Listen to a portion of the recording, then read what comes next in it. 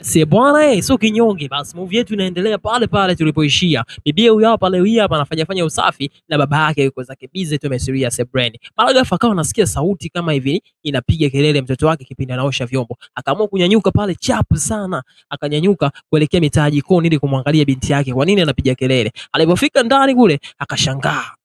Imetokea nini tena? Akaona binti yake kwamba amevunja sahani na amejichana hivi kwenye mkono. Basi akawa anamtazama, lakini binti akawa anajiangalia tu kwenye mkono wake, huko akiwa babake akiwa amesimama na kumtazama. Yaani mzee hana huruma kabisa na mtoto wake, lakini akanyanyuka mtoto wake na kusema, baba, haina shida, sawa nimeumia lakini sijaumia sana na nini, kwa hiyo usiwe na wasiwasi kabisa na mimi. Sawa. Lakini baba yake akiwa kwenye mawazo vibaya mno, yani akiwa anamtazama huyo binti kama vile sio binti yake vile. Yaani wewe kabisa binti yako ameumia na unaweza kumwonyea reaction ya namna hiyo hapo. Kwa hiyo mwamba alionekana kwamba alimvuta na mguu, yani kwamba alikuwa anaishi maisha ya kimateso vibaya mno. Anamtesa binti yake, japokuwa binti mwenyewe ndo huyo huyo alobaki naye. Mke wake tayari ameshapoteza maisha, lakini anamtesa sana binti yake. Basi haya ndo maisha ambayo alikuwa anapitia huyu bibie bwana.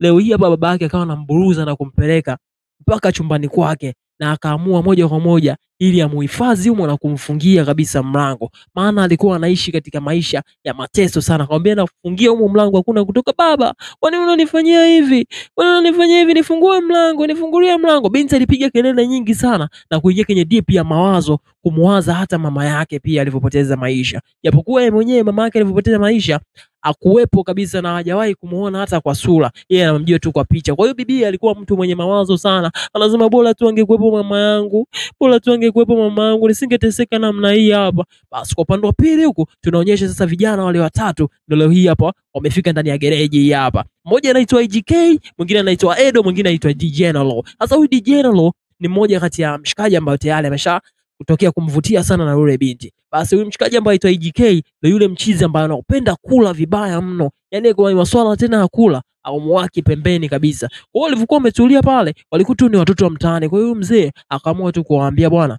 mimi nahitaji kuwalea hapa, nitafundisha kazi na kila kitu kitaenda poa. Basi wakiwa wametulia pale akawa anaelekeza. Najua huyu mshikaji ambaye aitwa Edo ni alikuwa mshikaji ambaye ni mbishi toka utotoni, kwamba yeye ni mtu mbishi tu, ndio maana madili yake alikuwa ya mbaya ambavyo. Na mchizi ambaye aitwa IGK yeye ni mzee wa kula, yani bila kusahau, yani ni mzee wa diko muda wote. Lakini mchizi ambaye aitwa ID General yeye alikuwa ni mtu mmoja mtulivu sana, mcheshi, wanapenda furaha muda wote. Basi wakawa wanaelekea mambo ya kwenda shule hivi, wanakimbizana. Si unajua tena utoto afu kisha kukutana na wote umri mmoja, basi inakuwa magadhabu juu ya magadhabu. Basi mzee hapa akiwa ametulia pale, simu yake sasa ikawa inaita, anasema da, michongo hii bwana. Mara ghafla alipofika, alifika baba yake na yule binti, basi aleta gari lake hawa. Sasa akawa anaanza kupigishwa pindi mapema sana dogoni, anaanza kumezeshwa nondo mzee. Wakawa wanajifunza pale, bwana, engine iko hivi na hivi, ngefungue na kwa hivi na hivi. Sawa sawa, basi unajua ile akawa anawafundisha wote kwa pamoja. Sasa leo hii hapa akiwa ametulia,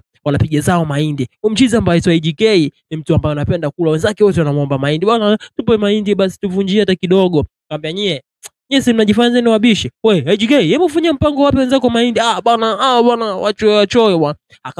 Anatoa kama punje mbili tatu hivi anampatia mchizi ambaye aitwa General, kwa upande wa pembeni mchizi ambaye aitwa Edo akampatia, bwana unanipaje mahindi moja? Sasa mahindi moja mimi natosheka nini? Hebu wavunjie wenzako mahindi bwana, kwani unakuwa hivyo? Kumbe mahindi moja alikutoshi. Basi sasa ngoja nikuonyeshe. Basi mwamba alichukua mahindi moja hilo akaamua kulibuia pale, lakini mchizi ambaye aitwa General akamwomba tena, akamwambia, wewe kidogo muelewa, hebu ngoja nikuongezee tena, inaonekana umeshalipenda hili hindi langu. Basi kwa mida fulani hivi bosi wao alivyotulia pale, alipokea simu, kuna bosi mmoja hapo anahitaji kufika pale kufanya gari yake service. Akamwambia, fresh, mimi niko free, wewe njoo tu hapo. Basi kafika mida wao ya kupiga diko pale na vijana wake. Vijana kama wanaendelea kupiga diko kwa upande pembeni, tayari mtu ambaye anahitajika kufanya service gari yake akiwa tayari ameshafika. Basi yule mchizi pale akaamua kunyanyuka moja kwa moja ili kusogelea mitaa ile pale ili afanye mpango kufanyia kazi ile gari ambayo ilofika pale. Mchizi ambaye aitwa ID General pale katika kundi la wenzake alikuwa hayupo, yani bado yeye hajafika mitaa ile. Ndio bosi, ni aje mzee? Nimekuja gari yangu naona kama sielewelewi, unaweza kanifanyia service hapa kidogo nini?